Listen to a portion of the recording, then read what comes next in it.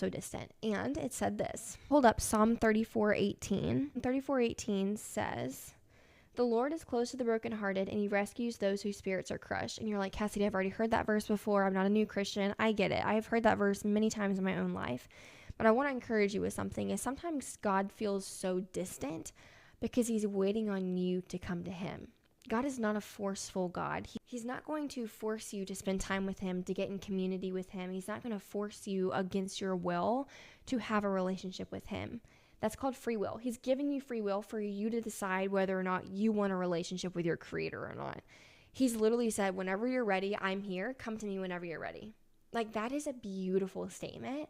And that's so freeing and liberating, because for the first time, we're able to decide whether or not we want a relationship with someone. Regardless if we say yes or no, he still loves us. We are still his children. And I think that's a beautiful statement to think about. A point of view, if you will, of our Father is that no matter how far we've gone, no matter what sin we've committed, no matter the craziest thing that's ever happened in our life, he's still going to love us like it's the first ever love.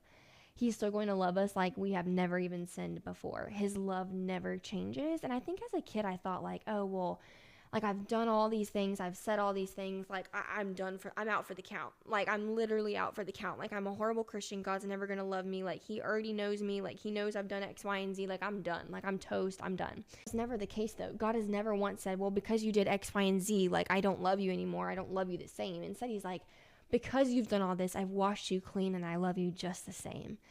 And I think that the distance that we feel between us and God is sometimes things that we've put in between us and God that you're like, well, you haven't answered this, so I'm not going to spend time with you. Or it's our mentality of like waiting for God to like force himself back in, but we have to go to God first. And so I think that sometimes the distance that we feel is God waiting for us to come to him and say, God, I need you.